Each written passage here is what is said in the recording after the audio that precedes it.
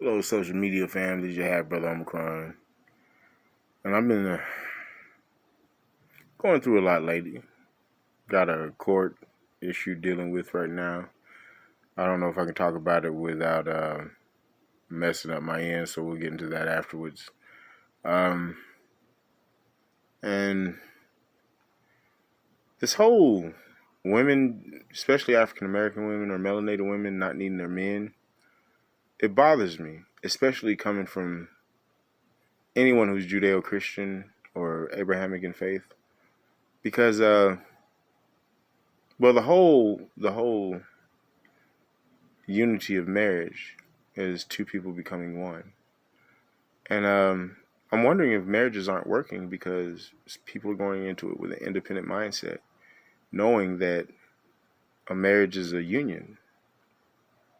So if you go into the institution of marriage with a independent mindset, are you not sabotaging yourself before it even begins?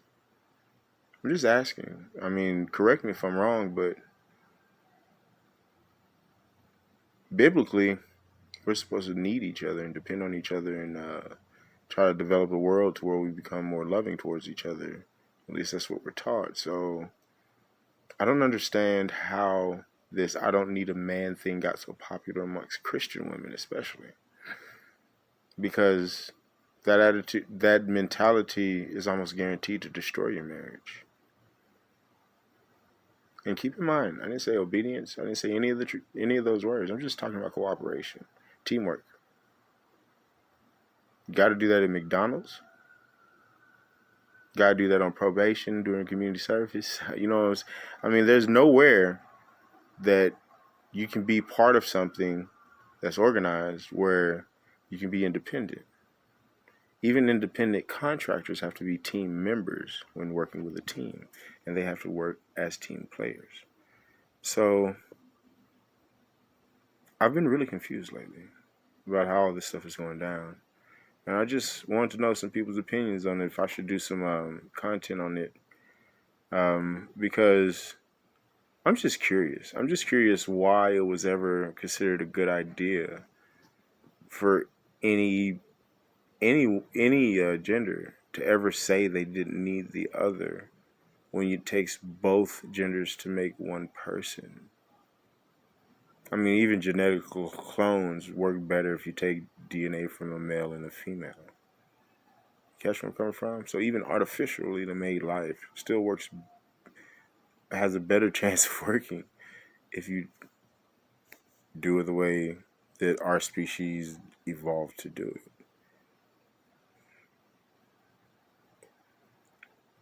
And the most disturbing part to me about the whole ordeal is I'm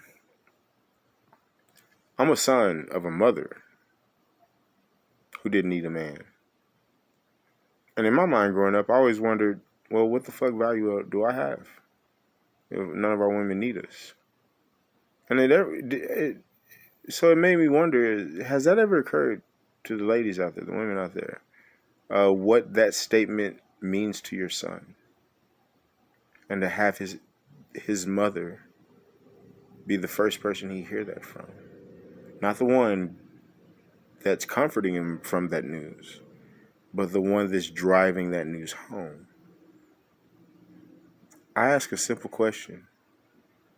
Would you go above and beyond for someone who constantly said you were not needed? Because the things you don't need are the first things you throw away. Who works hard for that, to be the first thrown away? And why did we ever think that was a good idea to begin with? Because if everyone's looking for equal treatment, why would you immediately start demeaning not the guys that subjugated you, but the guys that helped you fight for the freedom? Remember, we're the same generation. So that means we had the same parents that you did. We were in the same traumatized situations that you were. Why are we getting blamed for the crimes of our parents? when we were kids alongside you? Has anybody considered that either? That when we keep these gender wars going, we're picking up arguments that aren't even ours, instead of giving the new generation a chance to simply do something different. Why is it more important to be right than it is to be properly represented and a decent unified front, so that we could have the proper amount of power due our population and its gross domestic contribution to our country? Well, right now we do, but our gross domestic contribution is less than 2 cents. Literally. We don't produce enough to put our own cents in. We have to borrow that. If we want a full 2 cents to put in, we have to borrow some of it. So no matter how much y'all say we're doing better, we're worse off than we were right after slavery as a community. And we're more divided than we've ever been. We have no political representation because we can't keep our stuff together. And more of us are dependent still on our original captors.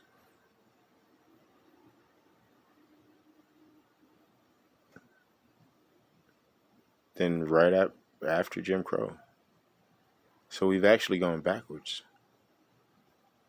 When are we going to stop lying to ourselves as a community and step up and start contributing so that we get the respect we're due? When are we going to stop being difficult and start being productive and useful? I'm not talking about individuals. I know there are individuals that are productive and useful. But if we don't coordinate it, like the other cultures who got here later and then far outstripped us in representational power. This is a capitalist society. So no matter how do you cut it, your representation is based off of your unity. The longer we volunteer to be independent is the longer we volunteer to have no say in the bigger picture. And who the hell would help a community that does that to themselves? Because that community is obviously not helping themselves. And if you don't need a half of your community, or, well, gender half of your community, if your own community feels that way about you, why would any community care about your problems when y'all don't care enough about yourselves to fix your own roof? I know it's an empowerment thing to say I don't need a man or something for women, but especially women that have sons, all that extra power you get, you're stealing it from a young man who may never get it back, and he's still your kid. You're still responsible for him too. How do you think he's going to grow up feeling when he knows his mom found him useless? How's he going to consider other women, especially when they're going saying the same thing his mom did? And he's going to see the same thing he saw in his house. It's in our households. Most of our mothers are single. A lot of us grew up seeing them try with multiple men, and they couldn't keep any of them. But they didn't need them anyway. We're raising sons with no incentive to go after what used to be our most important purpose, a family, and to be a good husband and a good father. You can't be a bad or a good husband, father, or son to a bunch of women who don't need you. You can't be anything. And you have no power over that. It's the women deciding not to need you that causes the schism. When are we going to stop destroying ourselves. I can't be built up by someone who doesn't need me, nor can I build up someone who doesn't need me. As a matter of fact, can you love someone who you don't need? Can you love someone that doesn't need you? Because isn't to be loved is to be needed, and to be needed is to be loved. So when you run around saying you don't need a man, how are you not saying no man will ever get your love? Because those two things are not separate. Love and need go hand in hand. So if you don't need her, how could you love her? And if you don't need her, no matter how much we love you, how could we do that? And in any culture,